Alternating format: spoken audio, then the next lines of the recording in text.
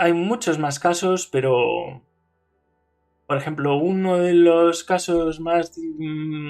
más divertidos es el de los vampiros. Existen vampiros.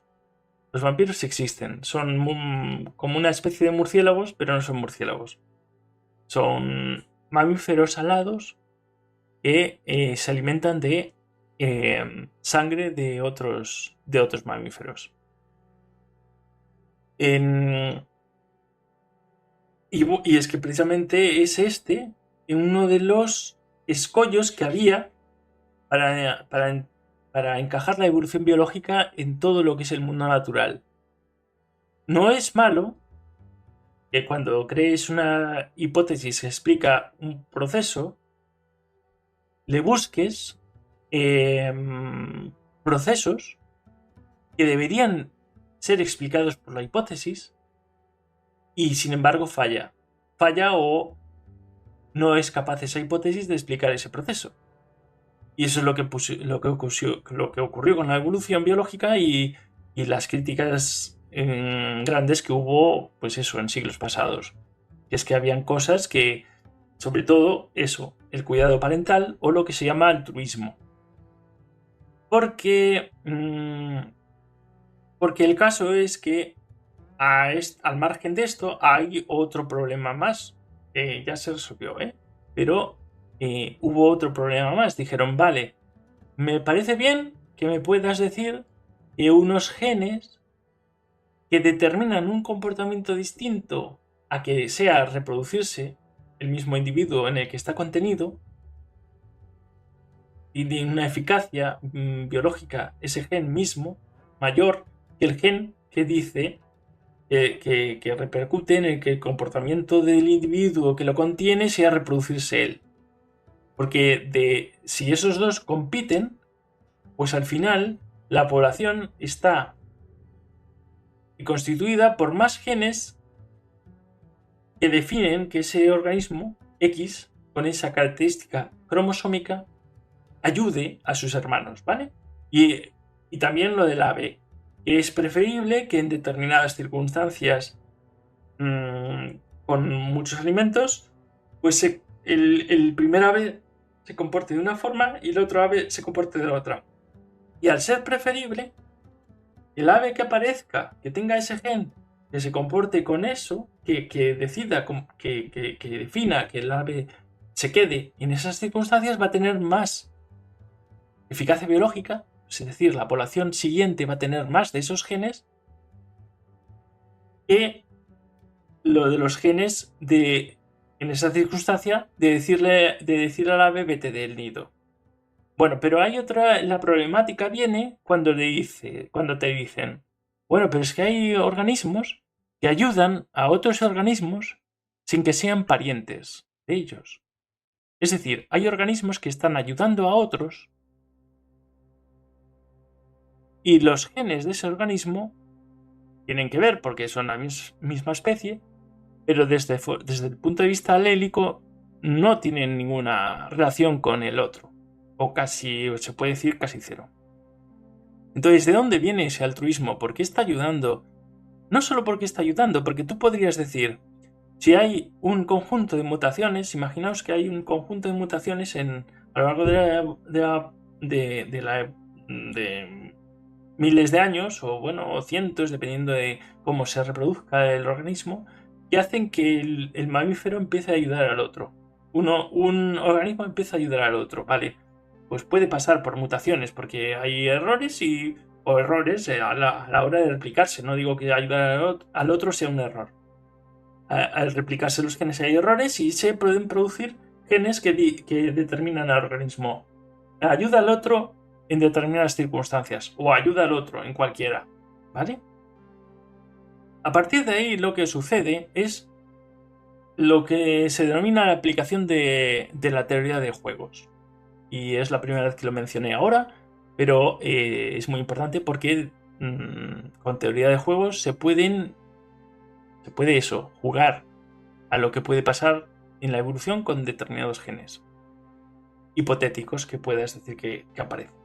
Bueno, pues la pregunta de esos investigadores en ese siglo, en ese año, no sé cuándo, sería, entonces, vale, que eso aparezca, vale, pero que eso sea más beneficioso para la eficacia biológica del organismo o de los genes del organismo, ¿cómo se explica? ¿Cómo se explica que teniendo la posibilidad de consumir sangre, en el caso de esos vampiros, cómo se explica que esos sigan ahora, actualmente, ayudando a otros vampiros? Pues porque a la larga, la población, en la población, esos individuos que ayudan se beneficiarán después.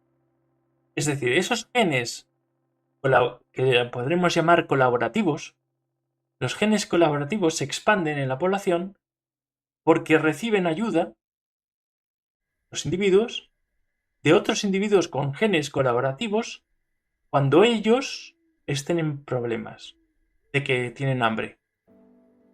Entonces, es muy complejo y no se sabe cómo, bueno, yo no sé al menos cómo las mutaciones pueden aparecer de golpe, transmitiendo todas esas informaciones juntas, pero en un momento dado, pues imagínate, un conjunto de 10 genes transmiten la información a, a un vampiro determinado, a 10 vampiros, de que, oye, cuando tú tengas sangre o posibilidad de consumir sangre, quédate con un poco de sangre y dale un poco de sangre a otros vampiros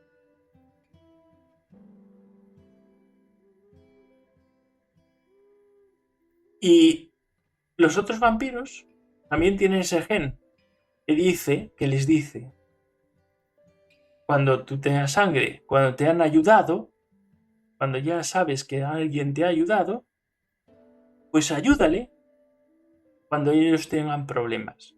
Es una complejidad de comportamiento que puede que no me acuerdo si es así o no exactamente, pero creo que sí que es verdad que en esas poblaciones de vampiros se ayudan solo los vampiros que ayudan. O sea, el gen del comportamiento de ayuda solo funciona para aquellos que ya tienen el gen de comportamiento de ayuda. ¿Entiendes eso? ¿Entendéis?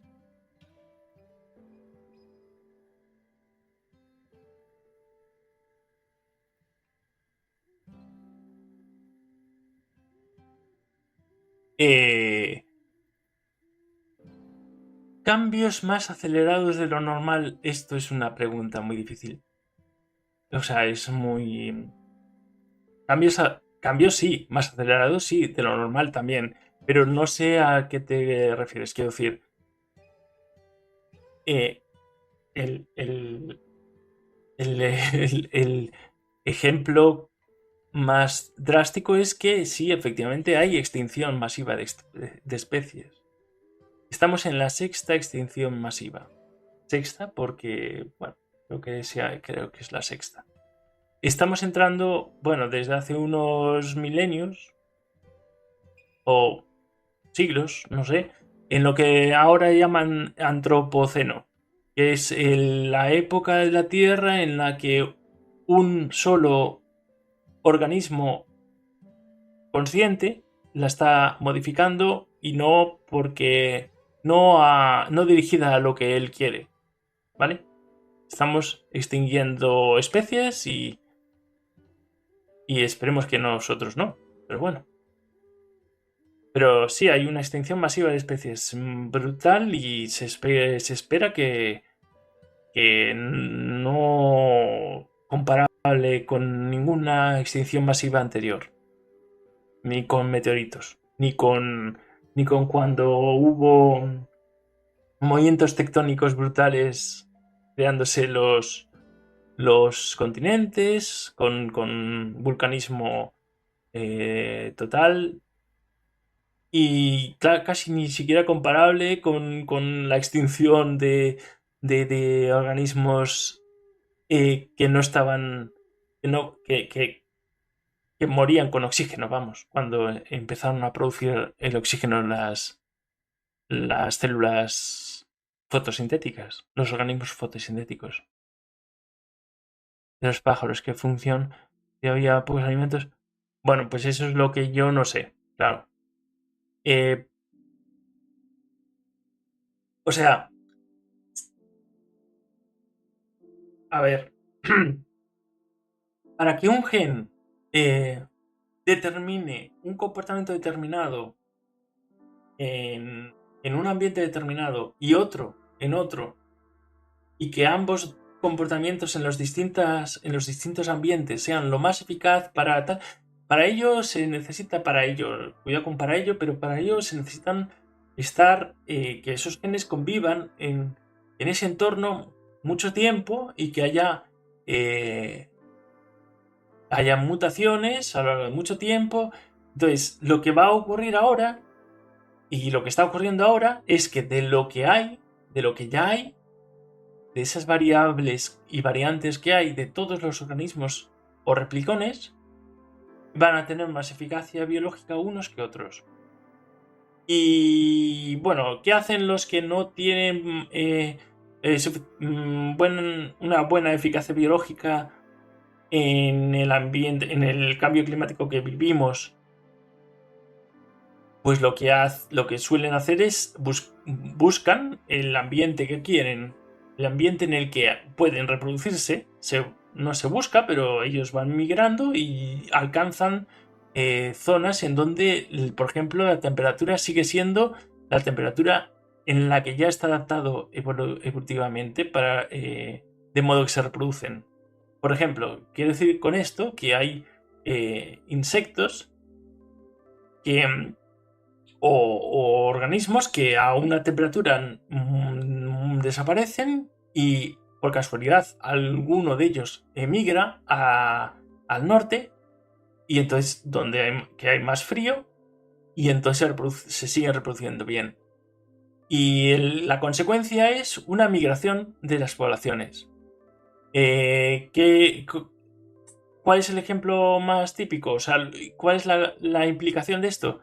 Pues que nos encontraremos en Europa con enfermedades parasitarias, por ejemplo, que antes solo sucedían en los trópicos. O digo,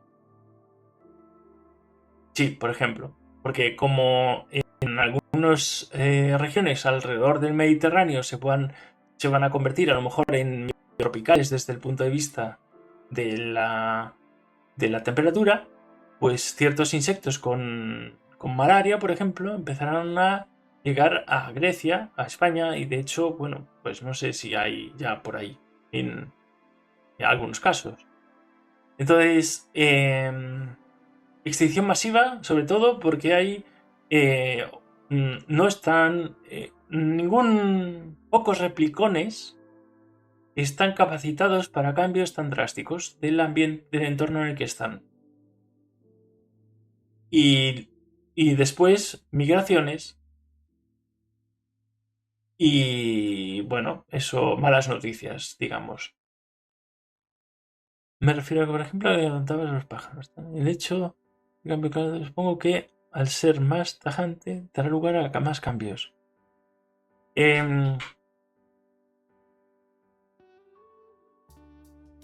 Es que sí, pero cambios sobre todo de frecuencias de lo que hay y aparición de los replicones que ya habían en otros lugares. Pero no necesariamente generación de nuevos replicones distintos de la misma población. No mayor variabilidad. Primero menor, porque se extinguirán muchas formas que no son capaces de asimilar esos cambios, que no pueden dejar eficacia, no tienen eficacia biológica suficiente con un aumento tan drástico de las temperaturas globales, o bueno, de media, o bueno, el cambio climático no es que, y por eso se llama cambio climático y no calentamiento global, aunque haya calentamiento global, es mejor llamarlo cambio climático porque en algunas regiones va a hacer más frío y en otras más calor y en otras más humedad y otras menos humedad. No tiene por qué ser también la temperatura a la que esté a que sea lo más crucial en algunas regiones. Entonces, es eso. Lo que yo quería decir con esto, respondiéndote, es que para que haya para que haya generación de variabilidad hace falta mutaciones, y la tasa de mutaciones no se espera que sea mayor en las poblaciones porque haya cambio climático. ¿Entiendes? Será incluso menor porque se va a extinguir mucha variabilidad. Sí que habrá más cambios, pero no nuevas, mayor tasa de formación de nuevas formas. ¿Vale? Si estamos hablando de que en algunos organismos, para tener mayor descendencia fértil, el hecho de tener mayor descendencia fértil requiere en algunos organismos que sobrevivan más fácilmente, o sea, que tengan mayor probabilidad de sobrevivir. Por ejemplo, ocurre en las aves, por poner un ejemplo. Cuanto más tiempo viva el ave, más descendencia va a poder tener a lo largo de su vida. Entonces, la pregunta sería, bueno, pero hay aves que tienen fenotipos, o sea, características que hacen que el ave sea no muy competente a la hora de sobrevivir, o no lo aparentaría, respecto a un ave que no tuviera ese fenotipo. Por ejemplo, el pavo real. El pavo real es es el objetivo más fácil para un tigre. El pavo real es asiático, el tigre es asiático y es uno de los buenos depredadores del pavo real. Y si tú tienes esas plumas, el tigre estará feliz, porque te verá fácilmente, generalmente, o más fácilmente que si no tienes esas plumas, y cuando te vaya a perseguir, seguramente te va a alcanzar. Entonces, según Darwin, al principio Darwin dice, oye, pero esto entonces aquí pasa algo raro, porque ya no es la competencia por la supervivencia, ya no está intentando sobrevivir.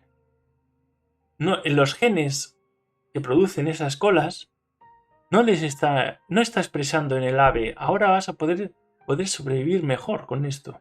No, al contrario. Bueno, pues se solucionó con lo que se llama selección sexual. Es una clase determinada de selección natural, en la que queda patente, y en el caso de los individuos, el dejar descendencia es relevante en la siguiente generación, y no que tú sobrevivas, que es de lo que ya hablaba antes, ¿no? No es la supervivencia para el caso del individuo, porque ya hablábamos de los replicones. O sea, yo ya al final, al principio de todo, ya hice el spoiler de todo, de la conclusión. Pero bueno. Entonces, ¿qué ocurre? Que si tú tienes, imagínate que aparecen estos genes que producen esas, por casualidad, por mutaciones, producen estas colas un poco más grandes que en otros casos. Bueno, pues imagínate que las hembras atienden a ese carácter, a esa cola, es atractiva para las hembras la cola. Imagínate que algunos pavos reales, con esa cola más larga que los otros, pues mueren depredados fácilmente, ¿vale? Pero hay otros que son fuertes, teniendo esa cola, sobreviven y son atraídos por las hembras más que los que no tienen esa cola. Entonces, en ese juego, en esa teoría de juegos, en este ajedrez que os describo, por teoría de juegos, lógicamente, y sin necesidad de tener que escribir nada o dibujaros nada, vosotros ya intuís que el que tiene descendencia fértil es el pavo real con esa cola un poco más larga, pero más fuerte y más rápido que también los otros que tienen la cola más larga. Es decir, se está favoreciendo naturalmente los pavos reales macho con cola más larga más fuertes. Solo esa característica, pavos reales con cola más larga más fuertes, son los que son atraídos por las hembras y dejan mayor descendencia.